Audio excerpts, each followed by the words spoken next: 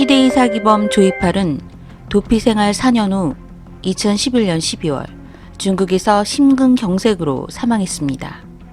그 증거는 조이팔의 유가족이 조이팔의 장례식을 촬영했고 동영상에는 중국식 유리 뚜껑에 관해 있는 조 씨의 얼굴이 선명하게 보였습니다.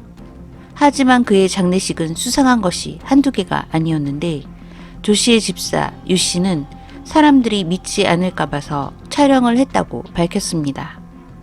과연 3만여 명의 사람들을 상대로 오랫동안 다단계 사기를 치고 잠적을 한 조이팔은 사망한 것이 맞을까요?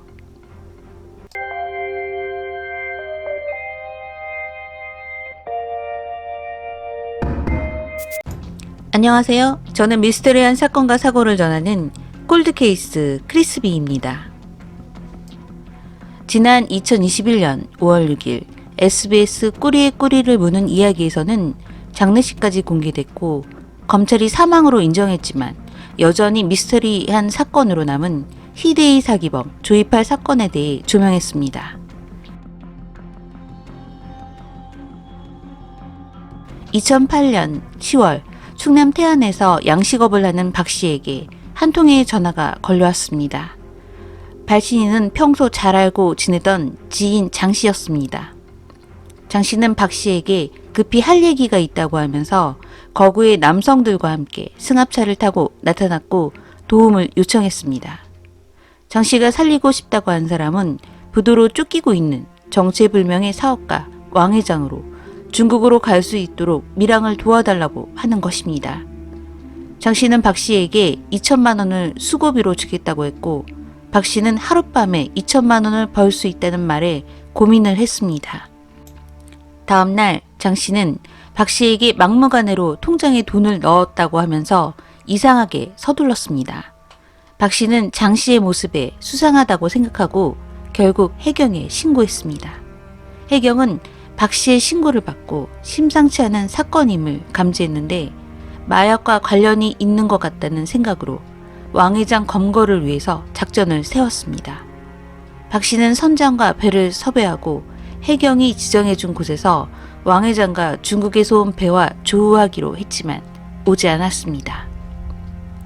왕 회장이 두 번째 밀항 날짜에는 악천후라서 실패했고 세 번째는 왕 회장이 갑자기 여유만만한 표정으로 박 씨에게 대낮에 밀항을 합시다. 라고 제안했습니다.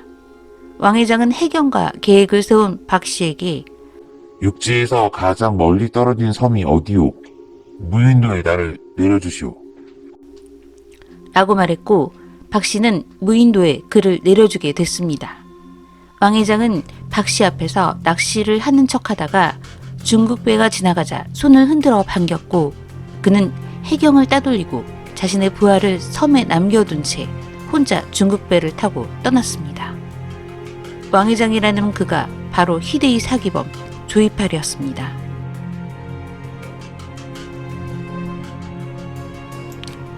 조이팔은 1957년 경북 영천에서 태어나서 초등학교 졸업을 한 뒤 대구에서 막노동과 도박판 허드렛일 등으로 어렵게 생계를 꾸렸습니다. 조이팔은 어렵게 삶을 살던 중에 한 다단계 업체에 들어가 사기 수법을 익혔고 2000년대에 들어서면서 본격적으로 사기 행각을 시작하게 됐습니다. 그가 사기를 하게 된 사업은 2004년 당시 서민들의 관심을 사로잡게 했던 신개념 재테크 투자였습니다. 안마기와 같은 의료기기를 구입하면 회사가 대신 관리하여 그 수익금을 돌려준다는 의료기기 역 렌탈 사업이었는데 무려 연이율 48%의 고수익을 보장하다는 말에 사람들이 빠져들었습니다. 조이팔은 의료기기 440만 원을 투자하여 581만 원으로 되돌려준다고 했고 통장에는 제1금융권으로 무려 4년 동안 매일 이자를 입금해서 사람들의 신뢰를 얻었습니다. 사람들은 4년 동안 꾸준히 돈이 들어오자 그를 믿게 됐고 다른 사람들에게도 소개를 하며 결국 사람들 스스로가 다단계 투자를 하게 만들었습니다. 당시 다단계로 SMK는 다단계 사관 학교라고 불렸는데 거기서 파생된 다단계 회사로 이웨스트 인터내셔널, 다이너스티 인터내셔널, JU 네트워크, 참생활 인터내셔널이 있었습니다. 조이팔은 다단계 사관학교를 나와서 혼자 BMC라는 다단계 회사를 세웠습니다. 4년 후 조이팔이 운영하며 전국적으로 규모를 키워가던 회사는 사라지고 사업을 하던 사람들은 한순간에 전 재산을 잃게 됐는데 그 수가 3만 명에 육박했습니다. 조이팔에게는 걸어다니는 수첩이라고 하는 오른팔 강태용이 있었고 왼팔은 브레인 배상혁이 있었는데 조 씨에게 뇌물을 준 검경 간부들을 장학생이라고 불렀습니다. 조이팔은 새로 가입한 사람에게 이전에 가입한 사람의 돈을 주며 돌려막기를 했고 돈을 모을 만큼 모은 조이팔은 도망가기 위한 디데이를 만들었습니다. 조이팔은 갑자기 렌탈 사업을 한 회원들에게 본인의 통장이 아닌 가상 계좌를 만들게 했고 이자를 보내주기로 했습니다. 심지어는 몰빵 데이를 만들어 한꺼번에 투자를 하면 혜택을 주겠다고 거짓말을 했습니다. 희대의 사기범 조이팔은 사람들에게 무려 4조 원의 금액을 뜯어내고 이 사기 사건은 건국 이래 최대 규모의 사기 피해라는 기록을 남기고 그는 사라진 것입니다. 조 씨는 어디에 가든 수첩을 애지중지 가지고 다녔는데 아마도 검경 카르텔 리스트가 들어있을 거라 추정했습니다. 조이팔이 사라진 후 사건 수사대의 형사는 그에게 1억의 뇌물을 받던 장학생이었고 강력계장은 조 씨에게 9억 원의 뇌물을 받았기 때문에 수사할 의지가 없었습니다. 조이팔의 조카 유 씨에게 당시 도망자 신세였던 조 씨가 어떻게 지냈는지 물었는데 유 씨는 중국에서 조이팔은 아무도 알아보지 않아서 편안한 생활을, 또한 한국에서 송금을 해준 돈으로 골프를 치며 호화 생활을 했다고 전했습니다.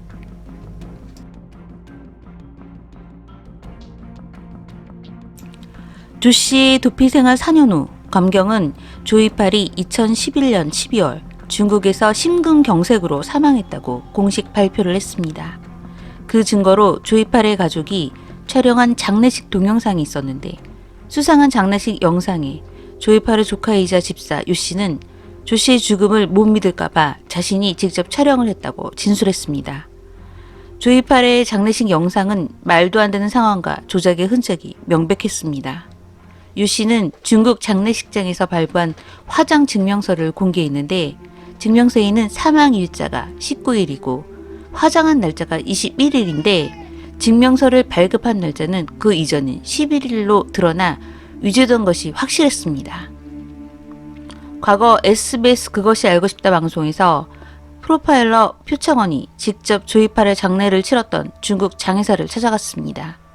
표창원은 조 씨가 들어가 있던 관과 똑같은 관에 들어가는 모습을 보이면서 관에 있어도 숨을 쉴 수 있다는 사실을 증명했고 화장 증명서도 가짜로 만들어줄 수 있다는 증언을 들었습니다.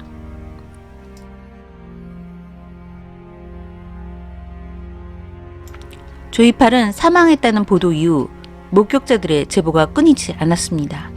2012년 2월 조이팔 사망 이후 3달이 지나 조 씨의 조카의 휴대폰으로 전화가 왔고 상대방은 현재 조이팔이 화가 났다고 말했습니다. 이미 죽은 조이팔이 지옥에서 화가 난 것일까요? 조이팔의 죽음에 대해 피해자들은 믿지 않았고 수사 촉구를 하며 항의를 하자 검찰과 경찰은 서로를 수사하겠다고 나섰습니다. 경찰은 현직 검사가 조이팔에게 뇌물을 받았다는 내용으로 수사에 나섰고 검찰은 경찰의 수사영장을 기각하며 검사가 검사를 직접 수사하겠다고 특임 검사를 지명하기로 했습니다. 하지만 이후에도 경찰청장은 독자적 수사를 하게 됐고 검경이 이중 수사를 하게 됐지만 결과는 찾으라는 조이팔은 찾지 못하고 뇌물을 받은 검찰과 경찰들이 하나둘씩 밝혀졌습니다. 검찰과 경찰은 조 씨에게 35억 원 이상의 뇌물을 받았다는 정황이 드러났고 부패 스캔들로 번지게 됐습니다. 하지만 정작 밝혀진 사람들은 아랫사람들이었고 밝혀지지 않는 더 윗선이 뇌물을 받았을 것으로 예상만 할 뿐이었습니다. 조이팔 사기 사건이 터지기 5년 전인 2003년 2월 TV에서 뉴스 속보로 대구 참사 사건이 나왔습니다.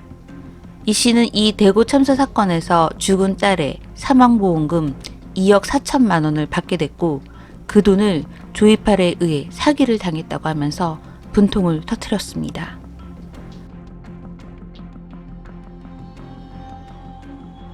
조 씨의 피의자들은 수배 전단을 만들고 중국을 향해 호소했는데 칭타오에서 조이팔을 봤다는 제보가 들어왔고 정의상 기자가 칭타오로 직접 찾아가서 증인을 만났습니다.